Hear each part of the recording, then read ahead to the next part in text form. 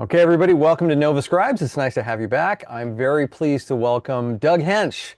So Doug is an executive coach, an author, and a speaker who helps leaders grow through humility, curiosity, and connection. He's worked with organizations like PwC, Hilton, Freddie Mac, and the National Institutes of Health. He guides executives and teams to strengthen their resilience, problem solving, and leadership skills. Doug is based out of out of Leesburg, Virginia. And as we heard earlier, as we were talking to Casey, he's a diehard Buffalo Bills fan and a Boston Red Sox fan. Go Bills. And with that, Doug, over to you. Awesome. Thank you. Yeah, I'm going to petition the town's mayor to change it to Leadership Virginia. I like that. That's a better name than Leesburg, Virginia. Hey, thank you everyone for taking the time. I know your time is valuable, so I did the best I could. We had a couple of meetings with Brian to go over this since it's my first time on Nova Scribes. I wanted to make sure that this was as impactful as possible. And one of the curveballs that I'm going to throw to Brian, and actually, you know what, I'll throw it to everybody, is please just do not hesitate to just go off mute, raise your hand. I will tell you one thing I'm bad at is looking in the chat. So I'll just rely on Brian to go, hey, Doug, we've got a really good question. But don't hesitate to put something in the chat to disagree.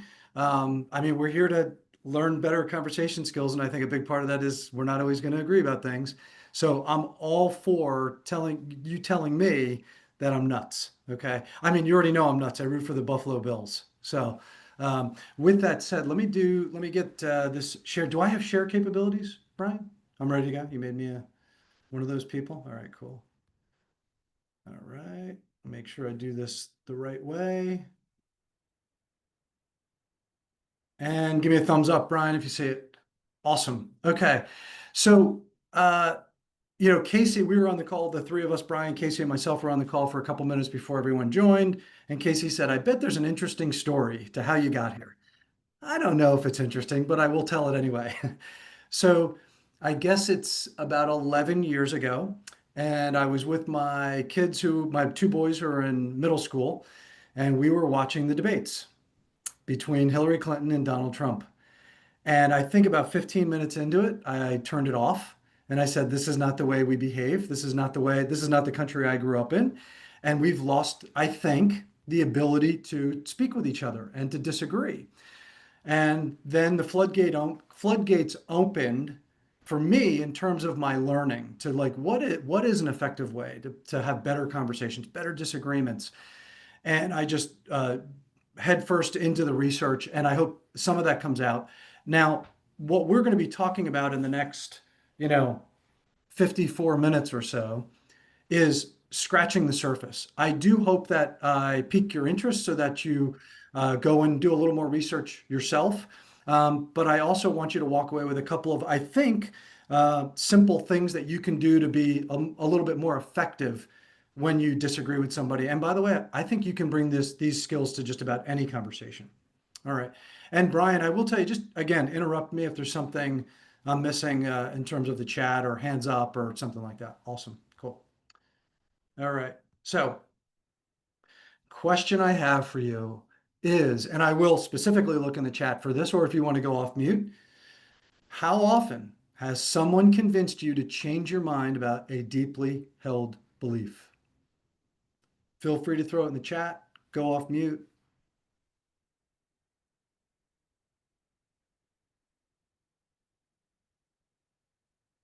All right.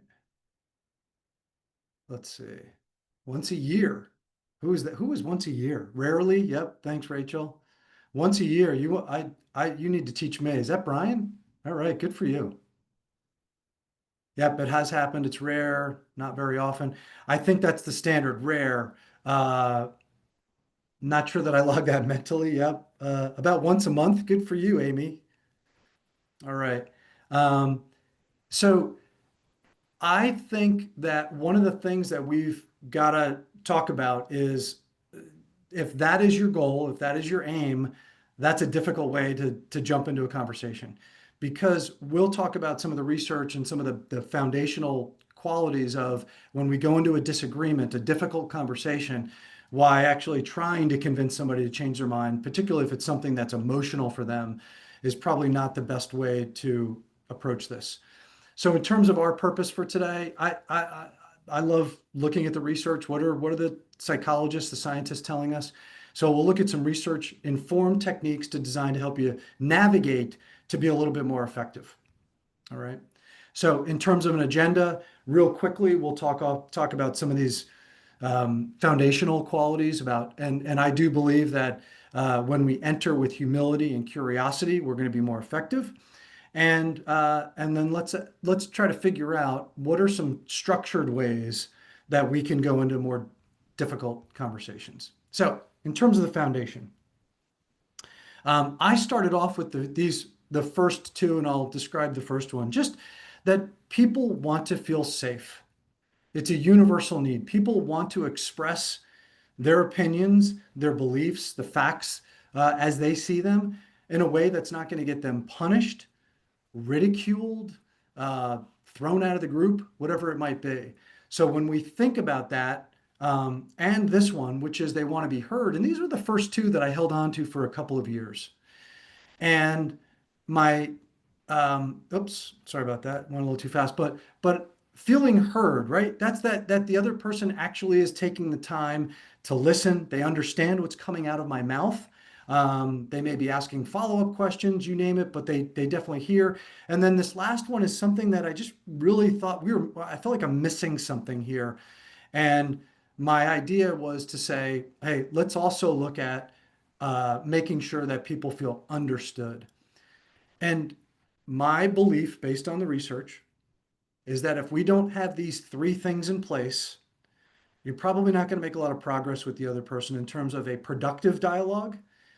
And if your long-term hope is that somebody changes their mind, that's a good chance that that's not going to happen unless these three things are in place either.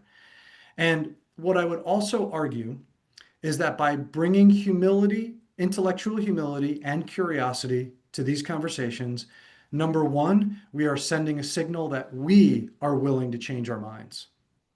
And when we send these signals by asking questions, by saying good idea, by agreeing with points with the other person, things like that, we're sending signals that they're important and their ideas are valid. Maybe not all of them. I get that. We're in crazy times right now. But there are definitely points that people are making, at least at a minimum, about their feelings, about what's going through their heads and their hearts, right? So when we have these three things in place, I think we're going to be in a much more effective place. Brian, am I missing anything? Looks good to me, Doug. That's awesome. Okay. No chats, no anything. All right, good. Oh, you're doing good. All right, cool. All right. So I'm going to ask you all to do a little exercise here. And what I'll say to you is we're not going to share any of this information. Okay. And so I'm going to ask you to either pull out your phone or a piece of paper or a pen. You're going to write something down. But again, I want to let you know, we're not going to ask you to share this information. And here it goes. I want you to take the next like 45 to 60 seconds, and I want you to make a list of all the people that have caused you setbacks within the last year.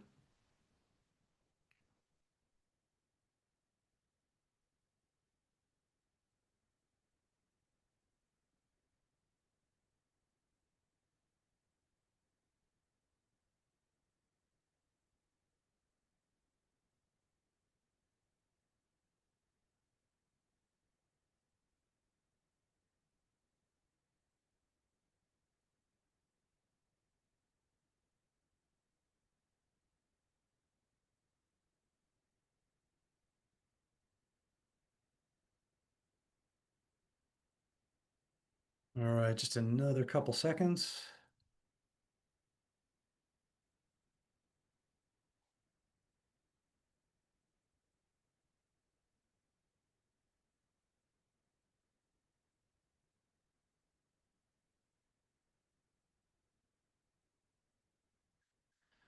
All right. If you are still writing, you've had a lot of setbacks. So again, I don't want to embarrass anybody, but who here has maybe more than 20? I hope not. All right, here's a better question. And feel free to go off mute on this one. How many, if you put your own name on the list, please raise your hand and then go off mute, and I'd love to chat about that. So Amy, and then maybe Rachel. Hi, actually, I'm sort of the opinion that I'm the only one who can cause my own setback. Um, Uh, I, say yeah, say like, more. um, I choose how I react to, right? Like it's a choice on how I react. Um, and often if I'm like upset, it's because I care about the person I'm interacting with. Hmm. And no one can make you feel anything like you, right? Like, yeah. So that's just my thing. It's like I'm choosing my setback or yeah. Okay. Thank you. Thank you, Amy. Appreciate you. And thanks for sharing. Rachel, I think I saw your hand go up. Yeah, mine was kind of similar. It was kind of like often I might get in my own way or have an internal conflict that is like unresolved or something like that. So that's yeah, I kind of thought like I kind of get in my own way sometimes, and that was just my thought there. Yeah. Good. Brian, did I miss? I only see a small number of people hands up. Did we miss anybody? No, I think you got everybody. All right. Well, thank you, Rachel. Thank you, Amy. And hopefully there is a little bit of a lesson here, because I do think whenever we do make these lists like this, if anyone ever asks us our question, I do think putting our own names on there, because we're contributing.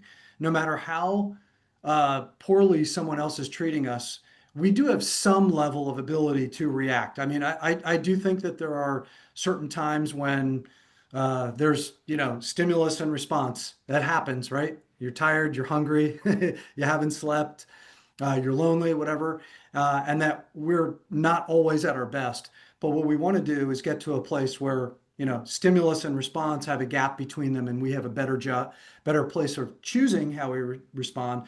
But there's also a whole bunch of intellectual humility in there, that we recognize that we are contributing to maybe these setbacks, at least how we view them.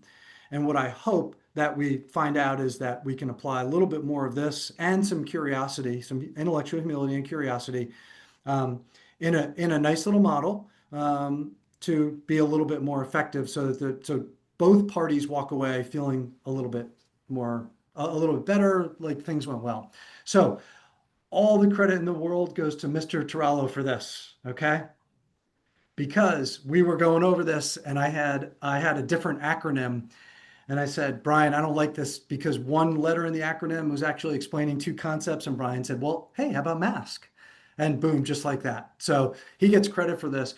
And the idea maybe to at first I thought, well, mask, are we putting a mask on? Are we being fake? No, this is really about, this is a superhero strength, right? This, when you bring these skills, we're going to think more like we're Batman or Captain Marvel or anybody else. I'm not a super big on all the superheroes. Um, but when we can be more effective, we put our mask on. And let me just explain this little acronym. First thing is, we do want to make it safe, right? Not only for the other person, but for ourselves. We'll focus on the other person, and that's where the humility comes in and the curiosity. We are going to ask about their belief or beliefs, and we truly want to be curious. We want to ask good, open-ended questions to get them talking. We want the other person talking. We also want to understand not just what their stance is, but how confident are they in the belief that they have. And then we have the ability to ask them, well, how'd you get here? How do you know what you know? What is your thought process? So we want them to engage in some metacognition and think about things, and we want to have a dialogue. We, the best negotiators, from based on research, actually ask something like 3 or 4 times more questions than just average negotiators. They also spend more time looking for common ground. So by bringing our intellectual humility and our curiosity, we're much more likely to be effective with other people, by even just pointing out simple things like, yep, I get you on that. I agree, right? Okay, so let's dive into each of these. And by the way, I'm just gonna throw one tool out uh, per letter in the acronym. There are more. but because of our time constraints, this is technically an all-day class, maybe two if we really got into it. So let's talk first about making it safe. What can we do? So when you look at these potential goals for a difficult conversation, what are the major differences between the goals on the left and the goals on the right? And again, maybe go off mute. I'd love to see what you think. What do you see as the major differences between the two columns?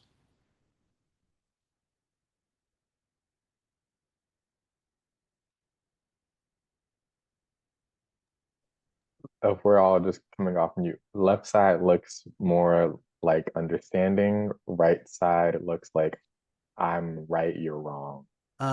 Good. Thank you, Starling. Rachel, how about you? I was gonna say one is more generative and more seems to be more win when the other one seems to be more like loser.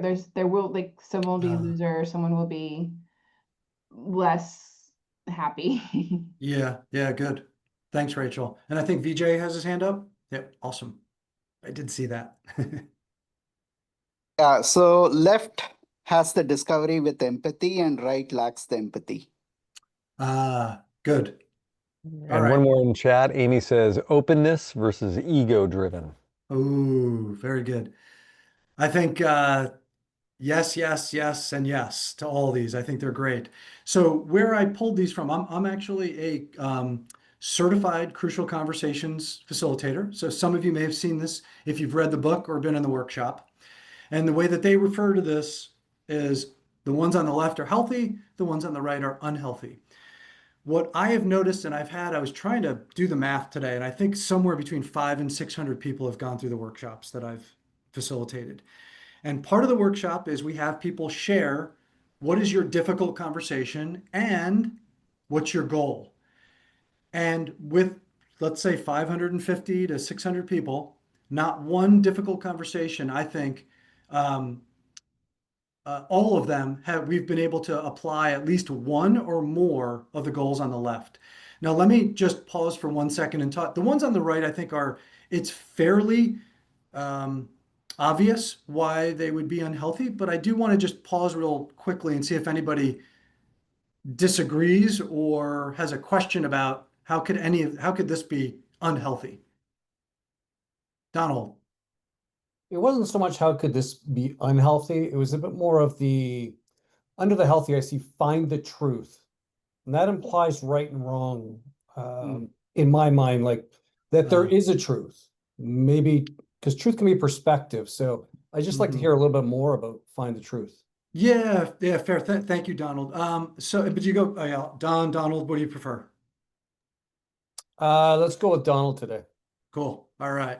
Tomorrow we'll go Don. All right. So the way that I've always looked at these is that learn is when you're coming into a conversation and you're just a little bit blindsided.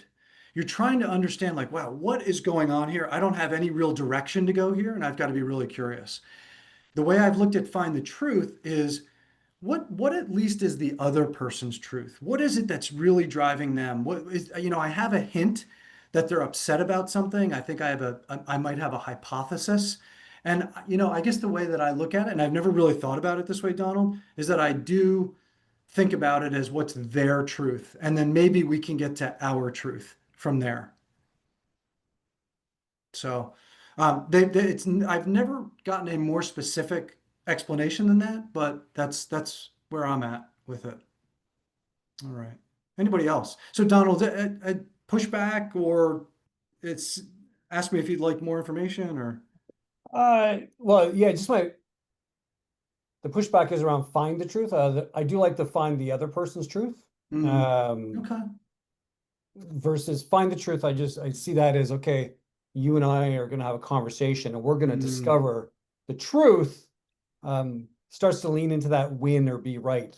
Yeah, and I'm going to agree with you. And I'll tell you what, as a matter of fact, and you can tell that, this is part of my animation, so I didn't draw that with my hand right now. This is the goal that I prefer with the model, the mask model. So I do now there are times when we need to strengthen the relationship before we talk about the project that's breaking down at work. And we do need to get results. So we need to kind of put our relationship on hold. Hey, let's just figure this thing out. But Donald, I am going to look at find the truth very differently moving forward. So thank you. All right. By the way, one other way to look at this is to just say, are you coming at things with a heart of peace or a heart of war? Just another way to look at it if you don't want to memorize these. But by the way, a good book, some interesting tools, and I'll move on. Brian, anything in the chat that I need to be aware of? I just want to say heart of peace, heart of war. That's pretty epic. VJ's got his hand up. DJ, what do you got? Brian, Doug, just one thought, right? And I was having this engagement very recently with some of my enterprise clients, right? And essentially, when I was facing a lot of passive conflict, I did this exercise saying, what are our core values, right? I had a big value list and I asked them, what do we value as a team and what should we be co-owning, right, as a value? And that actually brought out a lot of different versions of what each person defines as a value. So I had a huge list of A to Z. And that in a way is each person's truth, right? What do they have as a belief system? I don't know if it directly relates, but I just thought I'll share it with the team.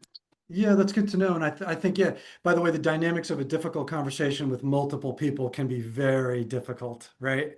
When you're trying to coerce people. And that's when, Brian, Casey, many of us on this call probably have different tools for getting teams to a place of agreement, which probably maybe for another Nova Scribes. But good to know. Thank you, VJ. I appreciate it. By the way, I'm going to move on from this just in terms of time.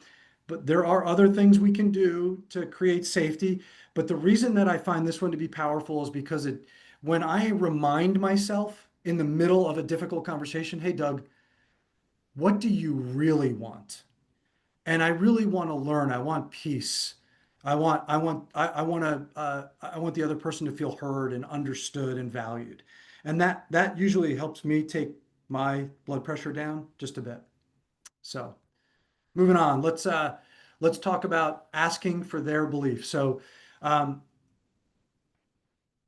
me ask this. What are all the things we can do to be better listeners? Let's throw this one in the chat, if you don't mind. And you know what? I'm just going to pile the other one on too. Maybe just answer both of these. What are the things we can do to be better listeners?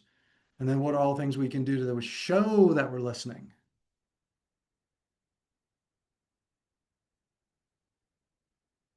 All right. Yep. Good stuff. Thanks, Brian. Single task. Yeah. Oh, I think we all have stories of people, especially with these old devices in our hands, just not giving us full attention. Listen to learn, not to answer. Oh, yep. Reflect and check to understanding. Good. Repeat back what was heard. This group knows it already. This is great. Focus on the other person.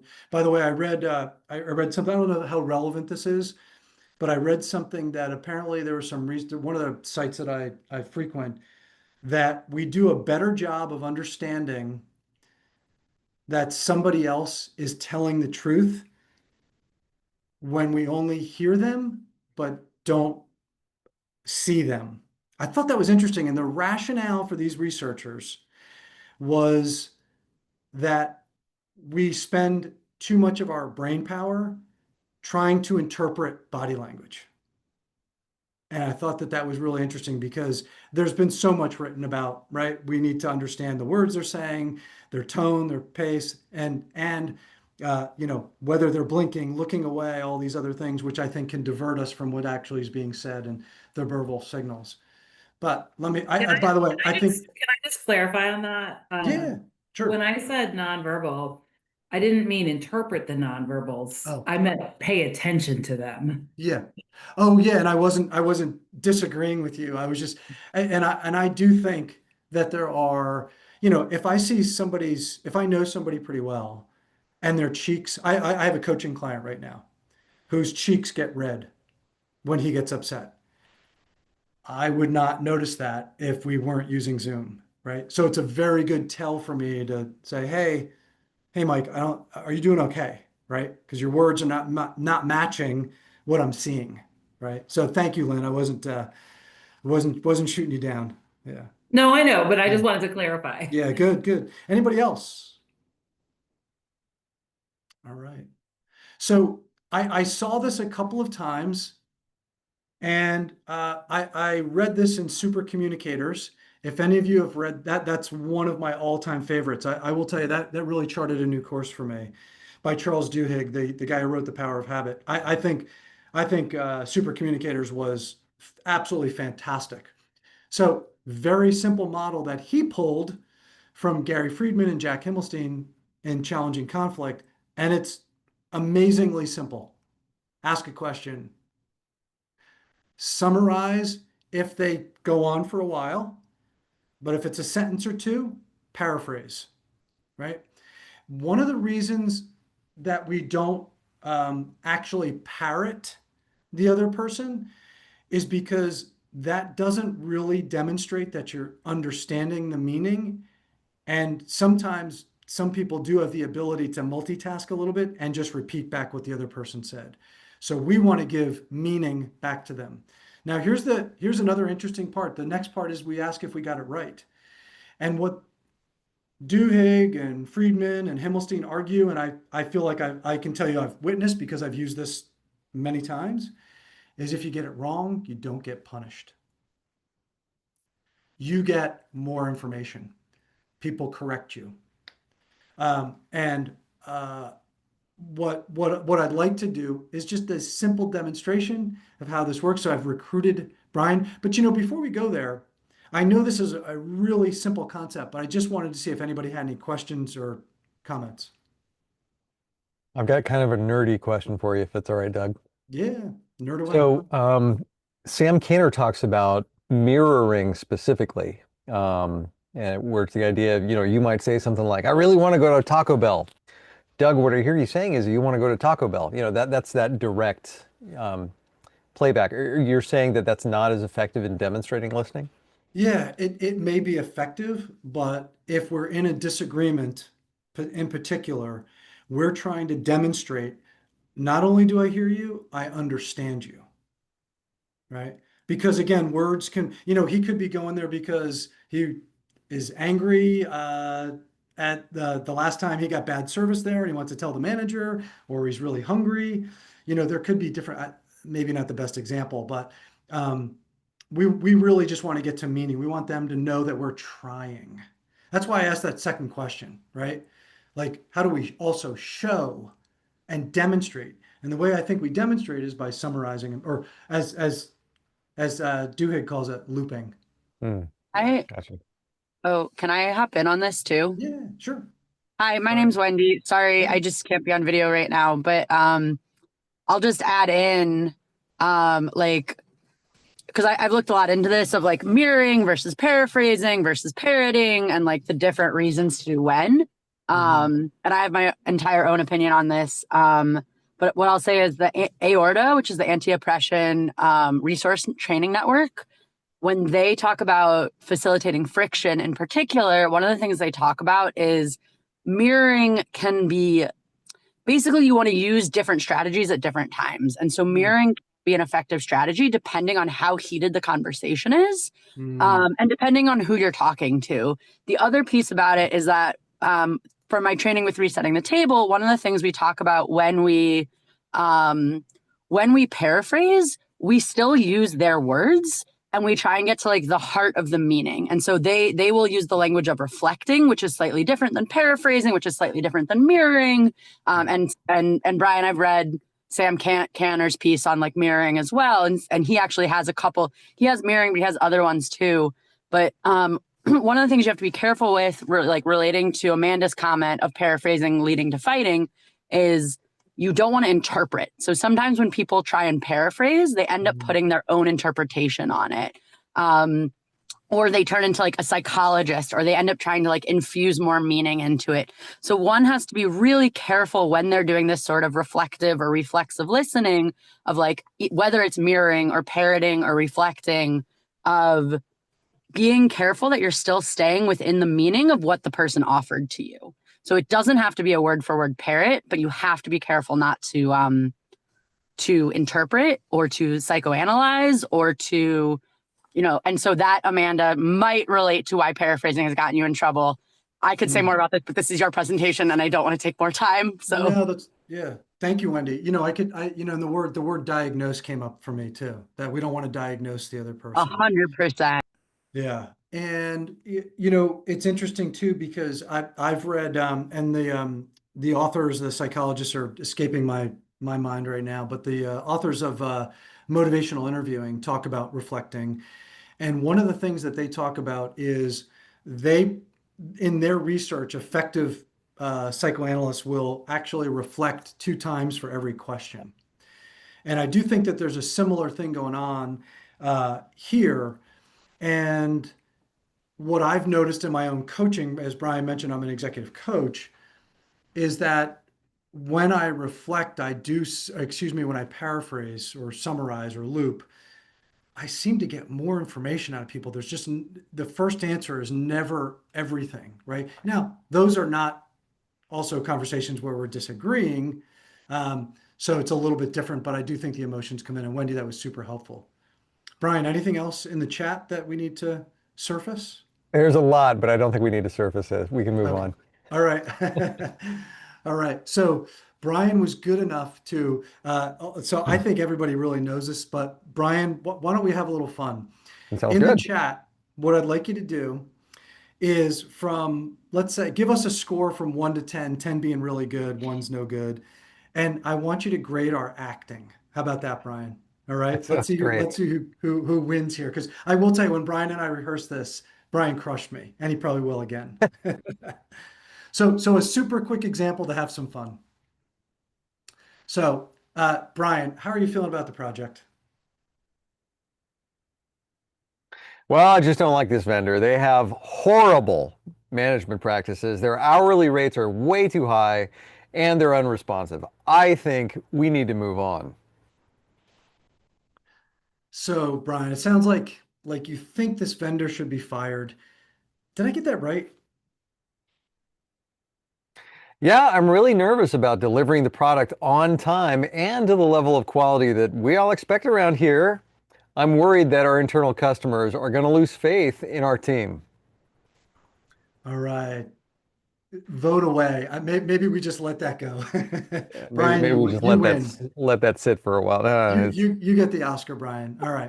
So again, just wanted to give a very simple example. No diagnosis in here, just trying to understand where the person's coming from, what's really going on. And in this particular case, it's probably fair to say, if the conversation were to keep going, that we'd find out that Brian probably has a history, potentially of, maybe feeling a little as if he's not seen as capable. He may have a history of not doing well with this organization. So we're just trying to dig to try to understand things a little bit better. So when it comes to scaling, this is the one where I think that these last 2 steps, where we do also have to be very careful, because it can feel mechanical, and it can also feel like we're putting somebody on the spot. So we're going to start off, and we're crossing our fingers. So we want you to pull your phone out, if you don't mind, your phones. And you can either go to menti.com with that code, or you can just take a picture of the QR code. And we're going to ask you one of the most important questions you've probably ever been asked, or where you stand on Android versus iPhone. So we got 1 so far. And if you're having any trouble, let us know. Brian, you just put your 2 in there, Brian, didn't you? All right, we're moving in the right direction here. I think I got 1 person on my side. I can't believe it's that high. Wow. All right. All right. So again, just wanted to have some fun with that. But let me throw this out there. Why? Let's go to the next slide. Oops, come on now. My Menti got in the way. Here's what I'd like to do is talk about where do they stand. Because I do think if we're talking about a really hot issue in particular, guns, abortion, religion, who to vote for, right? People aren't all one or the other, right? The dichotomy is most likely not going to exist. And what we want to do is understand somebody's level of confidence and where they stand on that scale. So our goal is to get a more nuanced understanding of their perspective. So we might say, probably with, again, depending on how well we know the person, where we are in the conversation, hey, look, I'm not trying to trap you, but on a scale of 1 to 10, where 1's the lowest and 10's the highest, how confident are you that you're in your position, right? And if we were to ask something of that nature, what would the benefits be? And I'd love to hear from our participants. What would the benefits be of getting somebody to answer this question?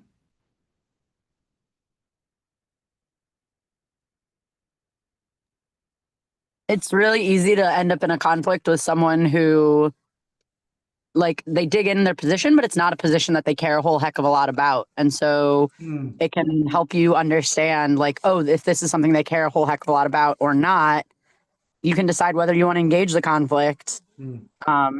And other good comments are coming in the chat. So it's not a black and white issue to understand how stubborn or entrenched they are, from Amanda and from Rachel. Yep. Yep.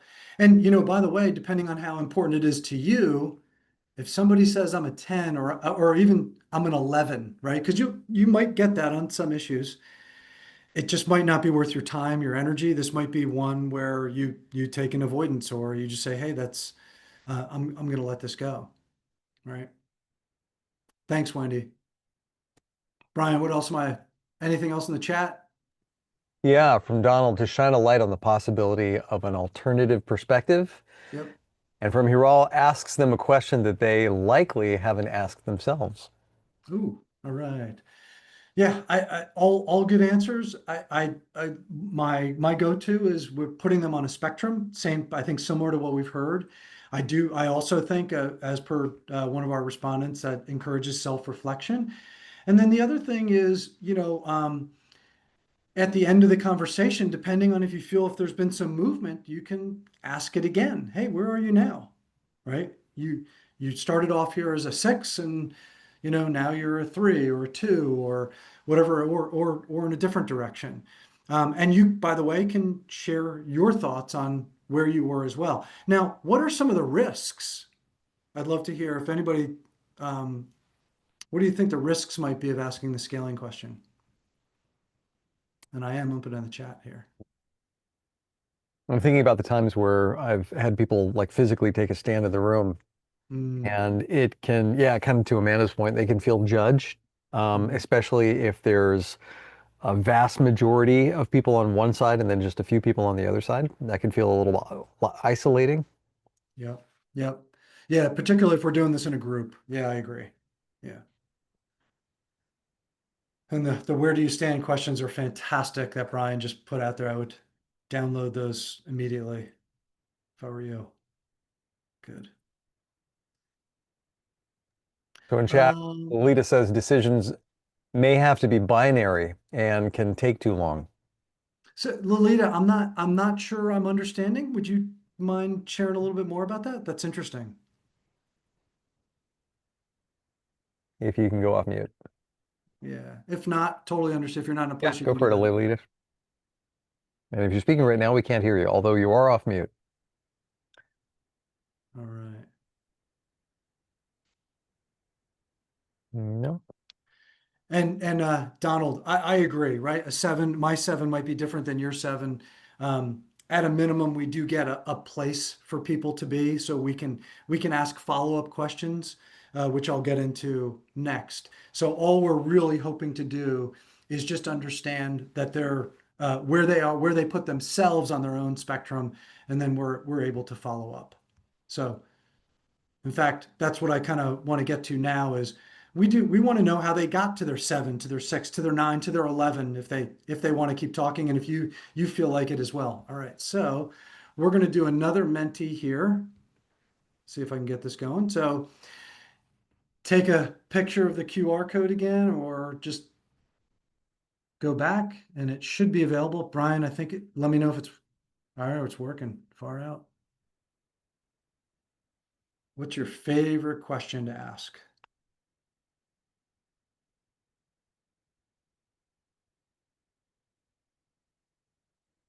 Mm. So tell me more, was one of my mentors, taught me that about 10 years ago. And that's honestly, it's my go-to, especially when I'm really frustrated, upset, angry, or maybe even I feel offended, because it's 3 words. I can usually get them out even if I'm super angry, and then it shuts me up. And that's the best part of it. What's really on your mind? Ooh, that's interesting. Yeah, so we're trying to dig a little deeper. Oh, love this one right here, Brian. What can we agree on? Yeah. Sometimes that's a great place to start a disagreement, right? Can you share an example that helps me understand? Tell me your thinking. Yep. What would you like to get out of this? Yeah, probably also a good one for the beginning as well. If a metaphor is used, what kind of X? Yeah, by the way, there's I can't even remember the names of the books I read anymore, Brian. But I just read a coaching book on the use of metaphors, and one of the most important things to do is keep using the other person's metaphor. Don't switch to yours. Keep using theirs, and so again, it's another way of staying in their world and see how they feel about things. All right, let's see if I can uncover. Oops, Yeah, I I don't think know you what just need happened to there. scroll down a little bit on that. Yeah, as soon as click. Let's see to show more answers. Oh, Oh, now you're organizing them. oh, okay. All right. Boom. Sorry. This is my first time using Mentimeter, everybody. And another great idea from Brian. All right, so I think I missed one there, so sorry about that. No worries. But That book, I'm wondering, it wasn't Light Up, was it? By yes, yes. yeah, that's a good Thank one. you. Man, good for you, Brian. I think it's Lisa DeHart is the author, if you want to check into that one. Yeah, good one. So this is interesting. It seems like we have really 4 categories, I guess, right? Elaboration, examples, intentions, agreement. Yeah, good. This is good. All right, so let's get into before we go into like how do we get to know what they are thinking and how they got there. I will tell you one of the most influential books for me was Think Again from Adam Grant. I thought he did a wonderful job. Right behind it, by the way, is David McCraney's How Minds Change. I probably should have thrown that up there as well. It does a wonderful job of actually probably getting a little more technical than Adam Grant does in terms of how minds change and how we can use some techniques and tools and conversations to just get closer to people and understand them better. But one of the things I loved was the preacher, prosecutor, politician mindsets that Adam Grant talks about as being things that get in our way, right? So if we're the preacher, we're just going to be really defensive. If we're the prosecutor, we're just kind of going after everything the other person said. And when we're the politician, we're just going in and just really trying to win them over, maybe with facts and stories and beliefs and whatever it might be. But it's not really a good place to be if we're trying to continue to keep a relationship in a good place. And what he does recommend is be the scientist. Approach new beliefs like hypotheses, update those beliefs based on new evidence. Number 2, pretty hard to do sometimes, the second bullet. And then detach from your opinions. And, Adam Grant, probably a year or 2 before he passed away, had Daniel Kahneman on. And Daniel Kahneman talked about this idea of detaching from your opinions, of how Kahneman never, he actually took joy in changing his mind. And I would love to be that person someday. I would love to take joy in someone else getting me to think very differently. I do it. I'm not sure that I still have some of that. I want to be right. I want to be smart. Not easy to do. So how do we do this? I think we've got to be respectful and challenging because we're trying to get people to challenge their own thinking. And by the way, we're going to do the same. We're going to let them push us and nudge us to challenge our own thinking. So, sometimes a little lead-in phrase to just say, hey, I'd like to hear a little bit more before I express my opinions. I really want to understand, get to a place of understanding how you got there. And just some simple questions that might help us do a better job of trying to understand people. Now, I will tell you, I've been in workshops where some people say, hey, some of these feel a little manipulative, and I totally understand. So it is use at your discretion. And I think you've got to read the other person and think through where you are in the conversation to see what is appropriate and what isn't. Now, I've got a list of what, 6, 7 or so questions up there. And I'm not going to read them because I know you can all do that. But I do want to just open the floor to your questions about any of these or anything we've talked about this point.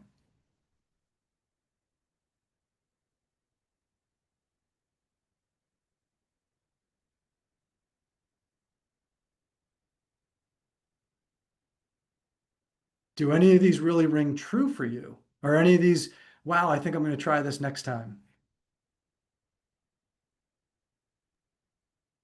And while we're waiting for a potential response, I will tell you that first one, how do we know this is true? I have no evidence, research-backed evidence of this. I'm playing with the idea, but I wonder if we use the word we, does that change from how do you know this is true? Does that reduce defensiveness? I think Casey's got his hand up. Oh, okay. Casey. The thing that resonates with me on this is you have a point, there's a point of view you have. I'm curious how you got there, right? Would you mind laying that out for me? So that's like your second question here. And I might be using that tomorrow with one of my clients. Okay, good. Good. So what is it that you like about it, Casey? It helps lay out their thought process in some ways, you know, and you mentioned earlier about how do you stay curious in someone else's perspective. It helps you at least see from the flow they have, and you might also realize they don't have a flow here. Well, it just might be the way they think. Then it gives you chances to dive a little bit deeper. Yeah. Because one of the things you started off earlier today was it's kind of how you started things, how you started the whole conversation off with what's a deeply held belief. They might have just got to that point of view. They may not know how they got there. It just might be something they hold. Yeah. Good. You know, there's a Anthony Marabosco, by the way, and he's using research-backed techniques. He does something called street epistemology. So if you go to YouTube, Anthony Marabosco, and I think he's just the street epistemology is the term that you could search on. He'll most likely come up. He's got hundreds of videos. And what he does is in a very kind way, he asks people about a deeply held belief. And then he goes through some of these steps, but he uses a little bit of a different approach, but he's got them on video. He makes them feel really safe, and he pushes back in a very kind way. And never, at least the ones I've seen, have never gotten animated. Nobody's yelling. No one throws their tantrum and walks away. Some people do get frustrated, but as Casey, kind of as you said, I think a lot of people have never even challenged their own beliefs or understood how they've come to their beliefs. And that's what his whole aim to doing this is. It's very, very interesting. Brian, did you have a thought? I saw you go off mute there. Yeah, actually, what's cool about this is that this sort of protocol that you've got, it reminds me of something that I picked up from a guy who would teach at the Army Red Team school. And he pretty much had the same thing. He would say, all right, do we know this or do we think we know this? If we know this, what is the evidence? And then could the evidence be interpreted differently? So it's sort of like a way of kind of going back and saying, all right, is this something that we just think that we know, or is this something that we actually know? Yeah. Well, that reminds me of a coaching trick. I don't know what to call it, tool. Sometimes I ask my clients, take a piece of paper, portrait, draw a line down the middle, and on the left-hand side, write down beliefs, conclusions, stories, whatever, and just write down everything because usually, let's imagine it's an interpersonal conflict.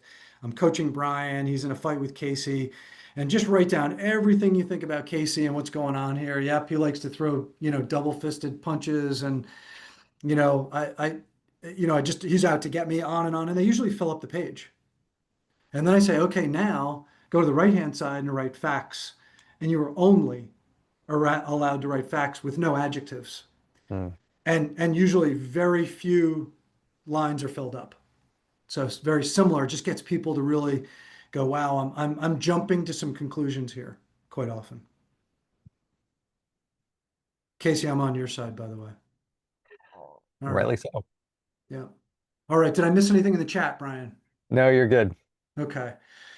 Well, let's do this. Just super quick summary of everything. I do think that our mindset is important, and I'm big on intellectual humility and curiosity and bringing that as much as we can. Not always easy. Make it safe. Ask for their beliefs. Scale their confidence. Just know how they got there. And then, last but not least, this was the quote. My attachment to my ideas is provisional. There's no unconditional love for them.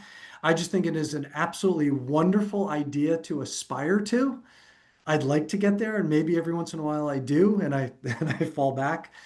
But I just think it's a wonderful way to look at the way that we approach our difficult conversations, our disagreements. And please do not hesitate to reach out. There's my email address. I'm on LinkedIn, and I'd be happy to chat, talk further, share new book ideas, even get book ideas and other tools and techniques that you have to share. All right. I'm going to go ahead and stop the recording. But before we do that, everybody, let's give Doug a big Nova Scribes. Thank you very much. Doug, it was great to have you. Thank you. Yeah, thank you so much.